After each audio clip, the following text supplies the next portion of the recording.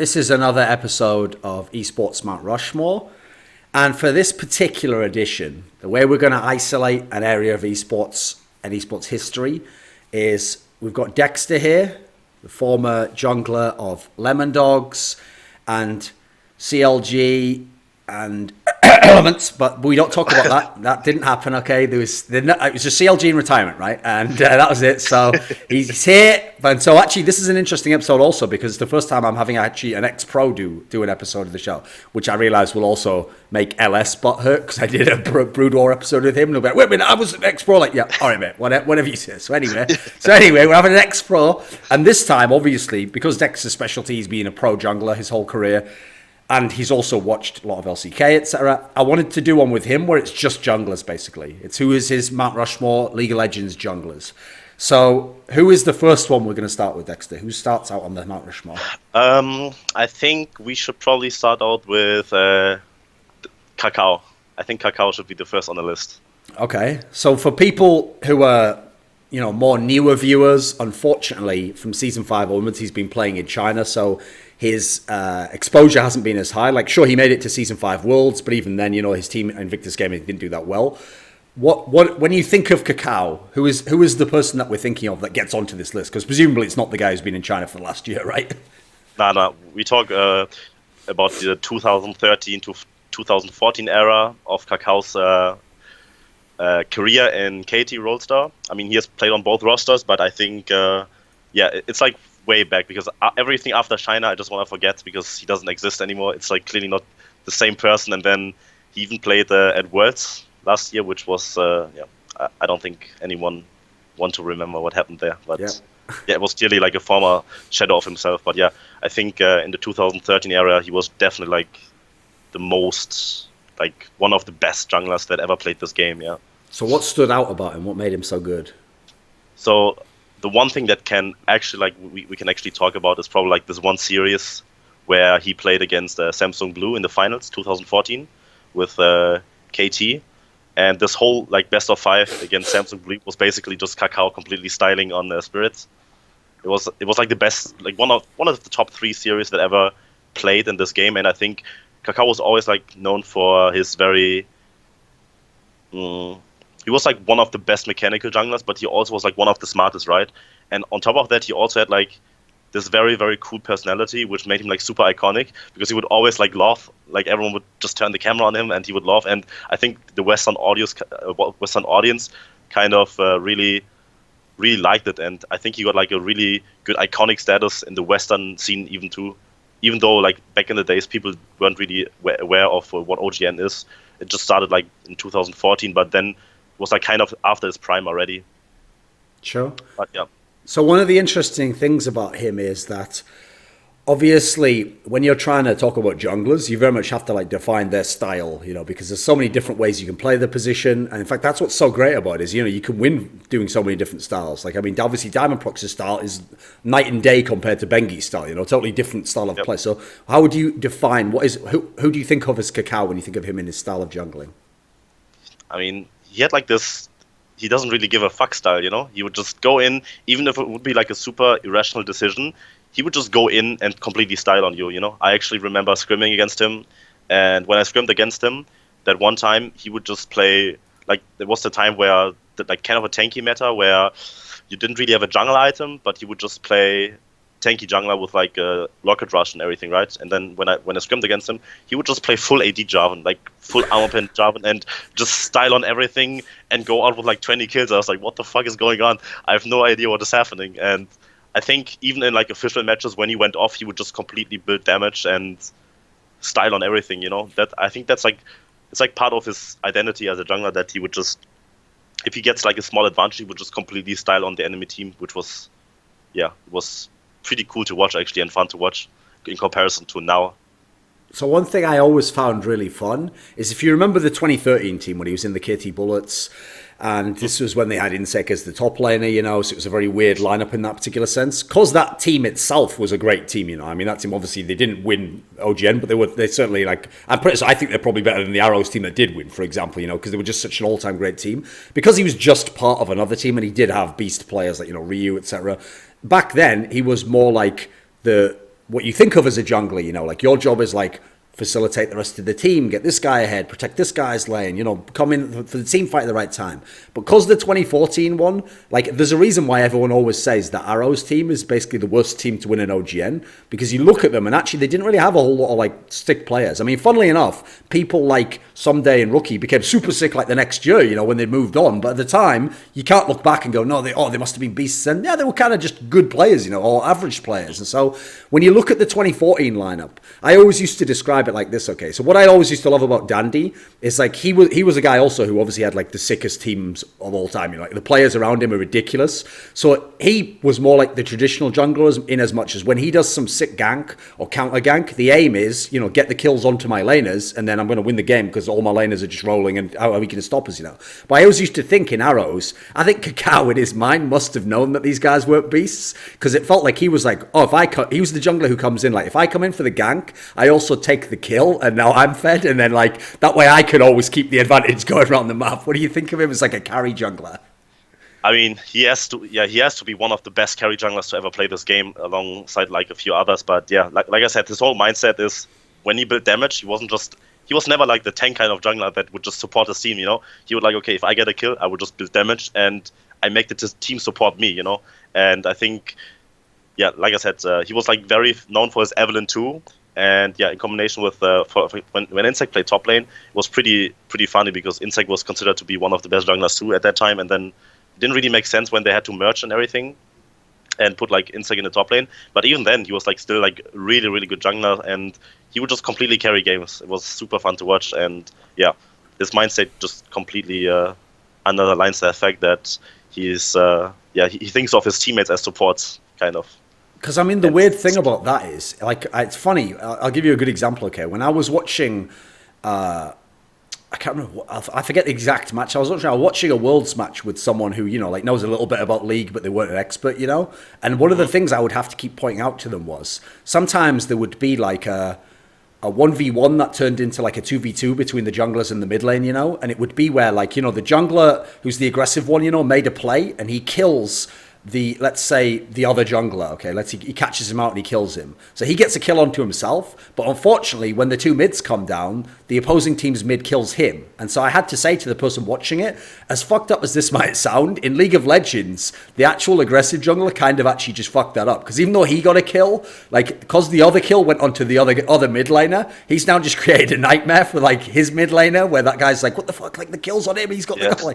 Like in a weird way, it does matter who the kill's go on to. So normally, you do want certain laners to get the kill, you know, and roll, and that's why people set it up like that and purposely don't auto-attack the last guy. If you're the guy who takes the kills onto yourself, like, what can you do if you're good enough to be the carry jungler? Well, how should you play if you can really snowball yourself, you know? Yeah, I mean, you have to put it into perspective that the game wasn't really it wasn't that developed in 2014. It was like still like very high macro game, but I think junglers had like a lot bigger impact on what to do, because right now everyone knows what to do, right? Like the lane swap was fully figured out in season 5. Everyone kind of knew what's gonna happen, and the first 10 minutes like nothing happened. So back in the days it was just like, okay, if I think it was the Spirit Elder, like with the lizard thing, right, where the season was 2014. Okay. If you just get that item on a Lee Sin and you get it like very early in the game, you can just snowball. You would be that strong on the Lee Sin, which was like one of the main champions that Kakao played. You would just be as strong, and you could kill everything on the map one-on-one. You know, you could just invade, and if you're that much stronger, you can just force so much more stuff than which you can't do right now, because it's a lot more strategical and experienced. But yeah, I think if you get that one kill on a jungler, like especially on Kakao, I mean, if I would have to play against like Prime Kakao and he would get 1 or 2 kills in a gank, I would say, yeah, I can't do anything. It's over. It's like he would just invade you 24/7, and yeah, it was very hard to like even do anything against him, because he was like also at the time so mechanically gifted that it was very hard to even outplay that especially as a Western player. It was like something that you're not used to, because yeah, his Lee Sin was like really god tier. I mean, he had like really good mechanics, and then he could also play like Jarvan on a really high level, which was really good too at that time, and he could pull like the pocket Evelyn occasionally, which was really good. But yeah, it was at the time where junglers had like a lot more influence, and right now, I mean, solo queue junglers have a lot of influence in season 6 or season 7, where we're recording this right now, where everyone thinks, yeah, jungle is the OP role, but in competitive, it's not true at all. It's actually like quite the opposite. That it's like super balanced, where a star player can't really carry the entire game anymore. And I think there's been an issue like addressed by a couple of people. But yeah, definitely in those times, jungler could just carry the game 1-on-9 pretty much, even if his teammates would feed their ass off. So okay, what you're touching on here though is actually a famous stereotype with junglers. Well, I remember one of the things I discovered when I first came into League of Legends was interviewing. Even when I was interviewing some of the best players, pretty much everyone except DiamondProx, who obviously had like a bit of an ego, everyone else would be like, oh, don't ever judge junglers on results, like it's a jungler's only as good as his team, like if his team does badly, like it's not his fault, maybe he just couldn't do anything, and they would all try and downplay it, like, oh, just don't look at results only, but. If you win OGN and then people think you're the star player and you're the jungler, that's got to be some legendary shit, right? If you basically were just the carry player. Yeah, I mean, Kaka won the MVP award of the entire league too, right? In 2014, as far as I remember, he even won like MVP. And yeah, if you're like the star player as a jungler, then it means something. Yeah, in a meta where like mid lane was like super influential and we had like Faker around who was like completely styling on people. I mean, it was a pretty bad season for SKT, to be honest, in 2014. But yeah, it would have to mean a lot to win like an OGN title, pretty much. When you think of Kaka, what are like the signature champions you think of? What like defines what he was the best at? I mean, Lee Sin. Lee Sin was like his #1 champion probably by a very large margin, and then he could play Draven to like a very high level, which was one of the highest win rates he had on this champion, and he was like very, very good at the mechanics and just how to maneuver in team fights. And I think his Evelyn was like really, really scary too, actually, when I played against him. But he could obviously play everything. But yeah, those are like the three kind of champions that are really good at. And I think around that time, Elise was like very, very strong too when he played. It's like the basic jungle pool that everyone had at the time, but he was like really good at all those champions. Yeah. Okay. What does it bother you that the China thing did exist? Like he did go to China, he did play in these weird lineups, and then I mean, who even knows what's going on? He just plays like LSPL or something mental, So I have no idea where he is right now. That doesn't worry you for his legacy or anything. It does, because after China, I mean. Like I said, we should just look at what he accomplished in Korea. Everything after China was kind of like very, very big in dip in performance. I think you can make the same statement for Dandy, when Dandy went over to China and suddenly had to play top lane and everything was weird. I think it's still by the fact that he played at a certain amount of. He played in a season where jungle could really carry the game and like enhance or like evaluate the gameplay. But as of right now, even if you would play in China right now, I don't think, even if you would have the same form as before, I don't think you would go off and just carry games like super hard in the jungle. I don't think that exists anymore.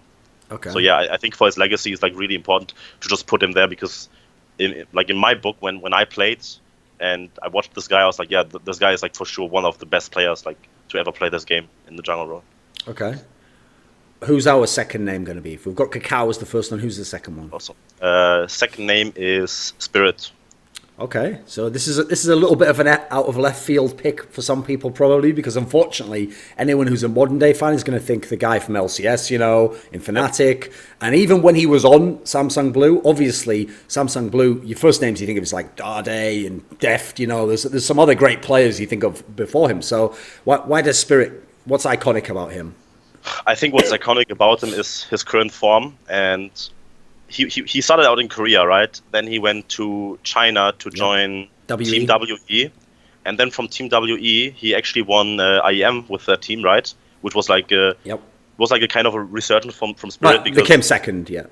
I mean, it was in TSM, right? Yeah, TSM, but still, like the entire run was like a statement that Spirit is like still one of the best junglers in the world, because that tournament he was like dragging 4 corpses, he was like playing like sick games, and I was like, okay, I didn't expect them to, like, no expert ever expected them to do even well with that roster, and everyone said, yeah, China is like a really bad region, and it might have been bad, but I think in that tournament specifically, Spirit like really turned it up, and then he joined Fnatic in his current form, and even though the most recent split that everyone knows, like the 2016 summer split, where Fnatic had like a really, really bad finish, like the worst finish basically of all time for their organization, I still think that Spirit, like I even had as an MVP candidate for the entire split for me, because simply in the current modern jungling world, he would still like go off on all games. Like he would carry games with Olaf. His Nidalee is still one of the best Nidalees in the entire world. Like the carry champion, the modern carry champion. And I do think that his form over like 4 years is impressive enough and iconic enough in 3 different regions that he has to be considered as one of the best junglers or the most iconic junglers that I can think of that should be mentioned in the list, yeah. Okay. So then when he was in blue, obviously this is, I mean, all-time great team. You know, they made 2 OGN finals, they won 1, they made top 4 worlds. Yep. That alone is like some legendary shit, obviously. What was he actually like when he was in blue, where, like we say, he did play with some insane carries, you know? Funnily enough, it was the time when CLG had the famous Korean bootcamp before the playoffs, and we scrimmed MVP Blue, and when I scrimmed him, I was like, okay, so what is he gonna play? It was the time where he wasn't the carry of the team. He was like very known for his team fighting, and he would always be like a very, very conservative jungler, right? He would like be super slow. He would farm up, which is kind of ironic because it's very like his style, right? To just farm up, even when early game junglers were like very popular. He would just farm up, and be good in team fights. I thought of him as just another jungler. I mean, we played them in scrims. We actually won, surprising enough. I don't know why, but we managed to win a couple of scrims against them. And Asaya Spirit is like, yes, whatever. But he was like one of the players where MVP Blue would just play a lot better on stage than they would actually play in scrims. And I think his team fighting was like really, really strong, and he was like one of the best Kha'Zix players around that when Kha'Zix was like super meta. And yeah, I mean, his early game jungling was like average, I would say, compared to like the normal Korean jungler, but he made up in like later stages of the game by a lot during that time. So the fun thing, as you've kind of referenced, is that when he went to China, he wasn't on a good team, you know. I mean, obviously the name of WE is wicked, you know. Everyone remembers the legacy, you know, but unfortunately that's a name that like had long since lost its stars, you know. I mean, all those great players you think of had retired basically, and so he was the big name at that point. And actually, a lot of the other names, even to this day, aren't really star players in China, you know. So when he joined this team, it's like, if he'd been this more supportive jungler before with star play, now he had to just like, I think this is one of the things that won a lot of people's respect, is like, it's the notion that you basically 180'd your own strengths and playing style. You went from the supportive jungler to like, now I've got to carry these games because, you know, I can't just put the gills onto this top laner and think he's going to win the game. He probably isn't, you know. And so this is when famously people said he was just hard carrying all the games, you know, and he was in insane form. And I know most experts still had him ranked as one of the best junglers, even though WE themselves were like, you know, the 8th best team at certain points in time, you know. So what did you think of him as a carry jungler then compared to the Samsung Blue era? Yeah, I mean, you have to keep in mind that I think the level of play in China was like pretty bad at that time, because I would see like lane swaps. It was like a meme basically, like, oh, Chinese lane swaps, because it was like such a mess that even the top teams, they would just constantly fuck up lane swaps for whatever reason, and they would fail even like the stage 1 where you juggle the aggro and then stack up the mini wave and then take the tower in one go, right? They would even stack up like such simple concepts during that time that it was like very hard to judge junglers. But I think Spirit understood it very well and his role, and he would just like farm up to a point where like he was like 20, 30 CS ahead, and he would just play Nidalee, for example, and just completely crush people that are out of position 24/7. And I think in that split he was one of the best carry junglers for sure, because even when this team was like completely losing, and I'm not sure what the top laner was, I think it was it Aluka? Yeah. Was his name? It's like a guy famously not very good.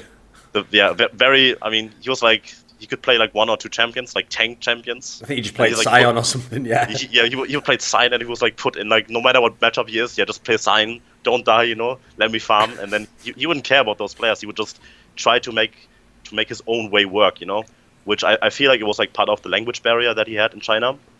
But I feel like he made the best out of the situation that he was put in, because Team WE was like pretty trashed here, I think. They had like no macro at all, but somehow Spirit managed to carry like a lot of games. And then when they went to the international event, the IEM, he played like really, really well. And I was like, okay, damn, I actually didn't expect him to perform that well with such a bad macro level team.